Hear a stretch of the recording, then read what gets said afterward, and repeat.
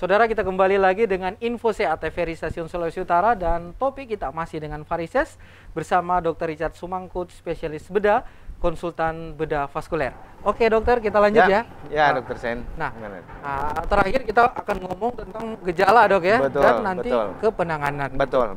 Nah, seperti apa gejala-gejala yang bisa dicermati atau diketahui oleh masyarakat, loh ini sudah ada tanda-tanda ke arah varises, atau bahkan varises yang sudah lanjut seperti itu, atau memang ada tingkatan-tingkatan untuk varises itu sendiri dokter, silakan. Oke, betul seperti dokter Sen bilang, jadi kita karena ini disease, penyakit, kita ada penggolongan-penggolongan. Jadi ada penggolongan sebenarnya tingkatannya dari tingkat 1 sampai tingkat 6.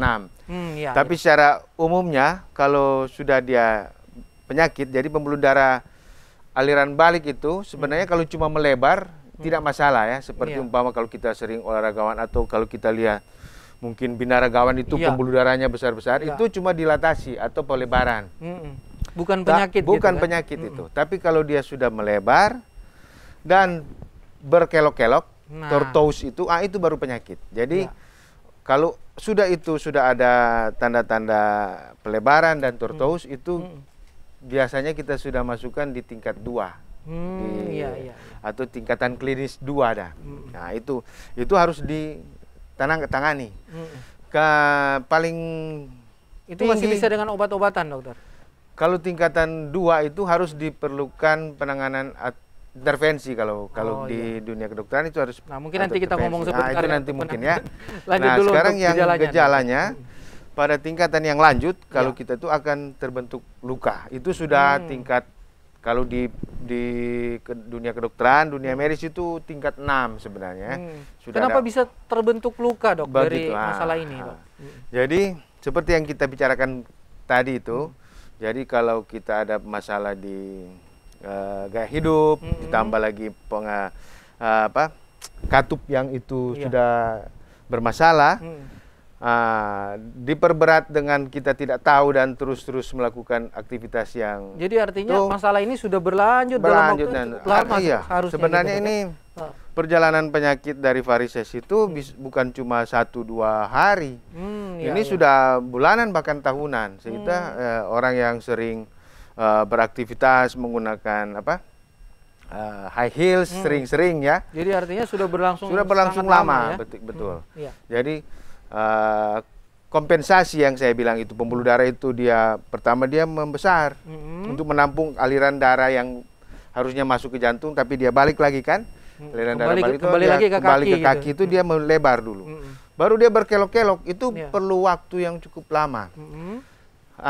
Sesudah itu perjalanan penyakit berikut, aliran darah yang terkumpul di dalam selang itu, di pembuluh darah itu, dia akan merembes keluar karena tidak ada jalan lain toh. Tungkai atau kaki kita, tungkai itu akan terlihat basah terus, jadi lembab. Karena dia lembab, memudahkan terjadi crack, translokasi kuman, gitu ya. Jadi crack, jadi di kulit tuh. Ya, jadi kulitnya lembab dan gampang iritasi. Betul gitu, sekali. Yang seperti kita ketahui itu lama-lama timbul luka. Luka itu akan terlihat basah terus meskipun kita obati pakai apa. Biasanya terletak di bagian dalam dari tungkai itu. Karena situ banyak sekali jadi pembuluh darah vena di situ ya. Nah, betul. Jadi karena memang biasanya berkelok-kelok itu di bagian betis gitu kan. Betul. Jadi di daerah situ merembes keluar dia ke jaringan-jaringan lunak, bikin luka, dan lukanya nggak akan sembuh.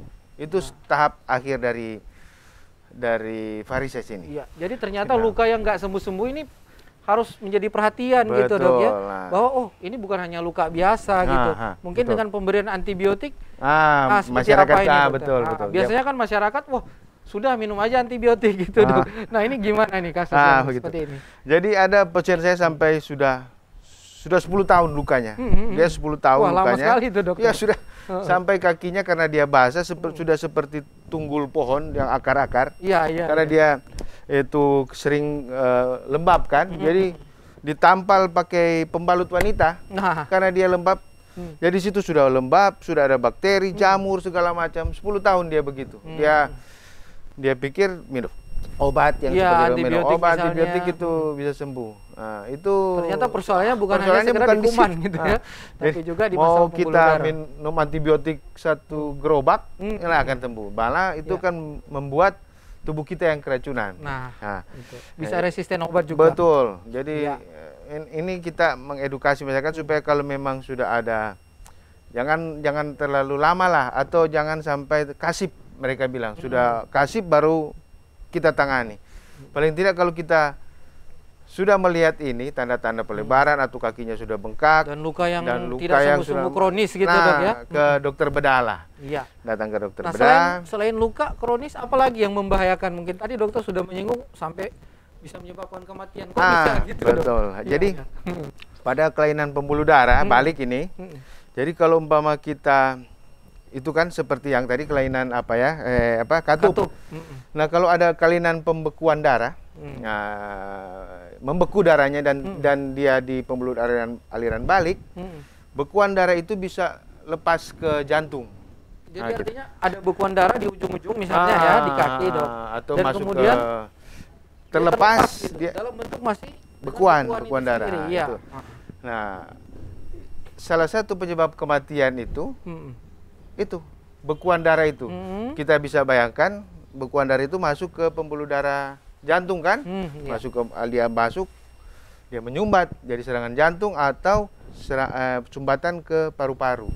Nah, yang kita sebut itu pulmonary emboli sebenarnya, emboli paru. Nah, itu menyebabkan kematian. Yang kelainan di aliran balik yang saya maksudkan tadi begitu. Wah, harus hati-hati, ini cukup sangat fatal ya, saudara, bahwa ternyata apabila kita tidak segera menangani, membiarkan luka kronis ya secara bertahun-tahun ya, nanti bisa berefek terjadinya gumpalan tadi gitu ya. Bukan cuma morbiditas ya, kesakitan, bisa menyebabkan angka kematian yang kita tidak harapkan. Oke. Nanti bisa menyumbat kayak serangan jantung tiba-tiba, sudden death gitu ya. Nah, ini fatal gitu. Ya, semoga tidak seperti ini nanti ya, para pemirsa sudah mengetahui edukasi ini. Oke, lanjut dokter. Nah, gimana kalau sudah terjadi demikian, dokter? Jadi kita berusaha supaya mengedukasi masyarakat, kebetulan dengan TVRI ini, bahwa varises ini bukan cuma masalah kosmetik, ini masalah penyakit, disease. Penyakit itu jangan sampai jadi serius baru kita tangani, karena penanganan sudah serius itu lebih susah, penyembuhannya lebih susah, memakan waktu lebih lama, padahal kita bisa tangani lebih dini lebih baik. Ya, itu kan pola perjalanan penyakit itu yang saya bilang, dari melebar, baru berkelok-kelok, dan kakinya mulai bengkak. Kita tahu dari awal. Kalau memang kita masih merasa, oh ini mungkin tapi tolong ke dokter lah. Minimal ke dokter umum dulu. Tapi kalau memang kita ke dokter bedah, begitu. Nah, setelah itu apa sih yang akan ditangani oleh seorang dokter bedah gitu untuk penyakit varises ini, dokter? Dan juga barangkali kita harus bedakan ya antara luka karena memang betul-betul varises ini atau luka yang lain, karena kan banyak juga luka ya di kaki gitu misalnya yang tidak sembuh-sembuh juga. Kira-kira seperti apa itu, Dok? Betul. Jadi seperti yang Dokter Sen bilang, jadi memang setiap luka itu banyak penyebabnya ya, bukan cuma varises saja. Itu sebabnya saya bilang kalau memang sudah ada tanda-tanda dini seperti itu ya, kita melihat pelebaran darah, pelebaran pembuluh darah, apalagi sudah berkelok-kelok, kita harus cari kita harus cari pertolongan ke dokter umum atau dokter bedah. Di dokter bedah itu seperti Dokter Sen bilang, mereka akan cari ini penyebabnya dari apa. Apakah pembuluh darah balik atau pembuluh darah nadi? Karena pembuluh darah nadi itu yang bermasalah tersumbat juga bisa bikin luka juga kan? Luka. Seperti pada kaki-kaki diabetes itu masalah di pembuluh darah nadinya. Nah, jadi dokter itu akan berpikir, oh ini ada penyebabnya dari mana ya? Karena seperti Dokter Sen bilang, bisa juga ini suatu masalah luka kronis yang keganasan bisa itu atau luka kronis yang dari bukan pembuluh darah nadi. Jadi ada tadi dokter katakan mungkin bisa juga menjadi pengetahuan masyarakat bahwa luka yang lembab itu bisa juga menjadi tanda dan benjolan yang berkelok-kelok untuk tahap awal gitu, Dok ya. Oke, nah mungkin nanti akan ada penanganan bedah nih. Ini yang ditunggu-tunggu gitu ya. Informasi nanti bagaimana sih untuk tindakan pembedahan ya? Bagaimana mungkin juga komplikasi dari pembedahan itu sendiri gitu. Atau bahkan mungkin ada ketakutan dari masyarakat bahwa wah saya takut kalau sudah bicara tentang pembedahan atau dengan menggunakan pisau. Nah mungkin kita akan bincang-bincang setelah pesan-pesan berikut ini dokter ya. Dan saudara jangan kemana-mana, kita akan kembali lagi dengan beberapa pariwara berikut masih dengan topik kita tentang varises.